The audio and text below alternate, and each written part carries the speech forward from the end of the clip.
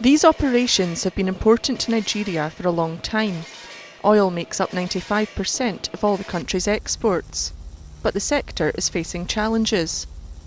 Now, these industry leaders have been setting out how data sharing could open new perspectives in the exploitation of natural resources. So we need data. It has to be continuous. It has to be flowing in all the time. So the issue of timeliness in data is really very, very important.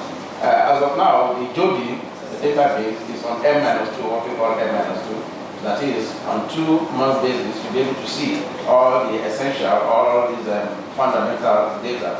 But it's essential for us to move forward. There's no reason why we cannot go to M-1, submit data on a monthly basis. And we are trying to work upon that. There are a lot of data resources in the country that are not being utilized. The MBS website is very, very rich. You can also send requests when what you're looking for is not available. But I assure you that data to the minimum details are available on that site. For the data produced by the Central Bank of Nigeria, we have a statistic database that could be accessed through the Central Bank of Nigeria website. We also produce annually the statistical bulletin. The industry's top firms are all taking part in the Nigeria International Petroleum Summit. Nigeria is long established in the oil industry, but its gas reserves remain largely untapped. Now the country is expected to make a shift towards becoming a major producer and exporter of gas. And people from all over the globe have gathered here in the heart of Abuja's business district to ensure that their firms are part of it. Nigeria's government has made it a priority to harness the potential of its oil and gas resources to secure the power supply, boost living standards and support economic growth. Major Nigerian oil companies, I like to see them excitedly come on board. We are at about 10% of the contribution in production today.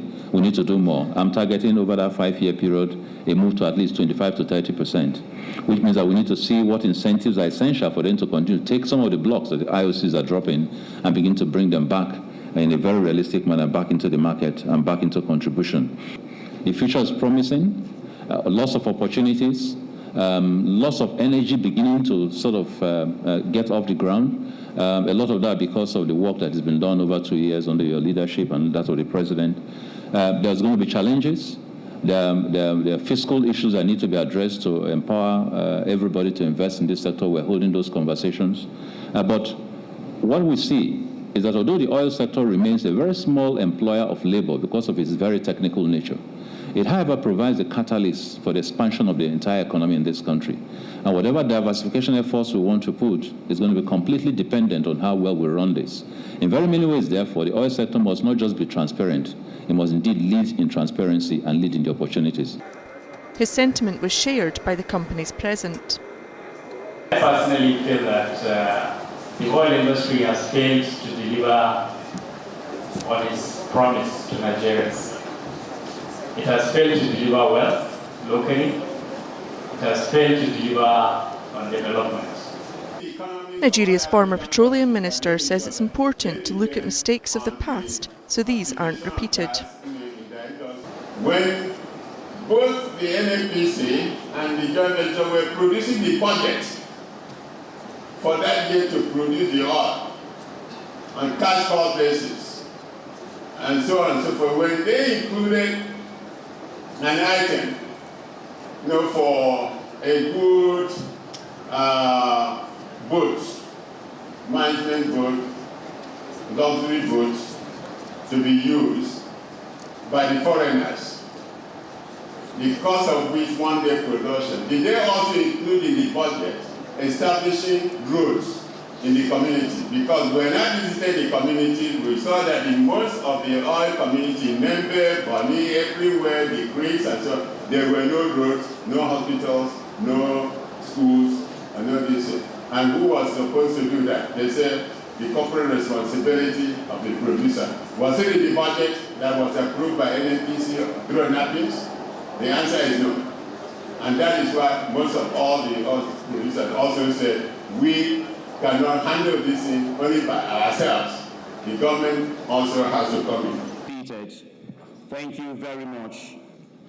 His thoughts were echoed by Vice President Yemi Osinbajo, who closed the conference.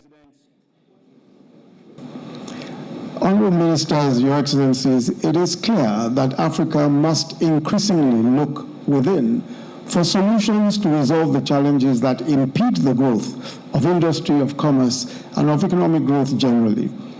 In addition, the increasing number of African countries joining the League of Oil and Gas Producing States calls for greater cooperation amongst the old and the new in the industry. With the largest proven gas reserves in Africa and the 7th largest in the world, over 38 billion barrels of oil reserve and a daily production of in excess of 2 million barrels, and the continent's largest concentration of skilled manpower for the oil and gas industry, built over 30 years or more. Naturally, Nigeria's experiences can be useful to other African countries.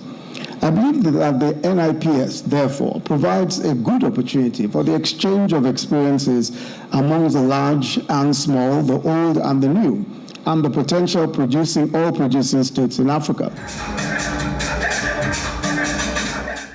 Developments made over the past few days won't impact the country tomorrow or even possibly in the next decade. But one thing is certain, Nigeria has a colourful future lying ahead.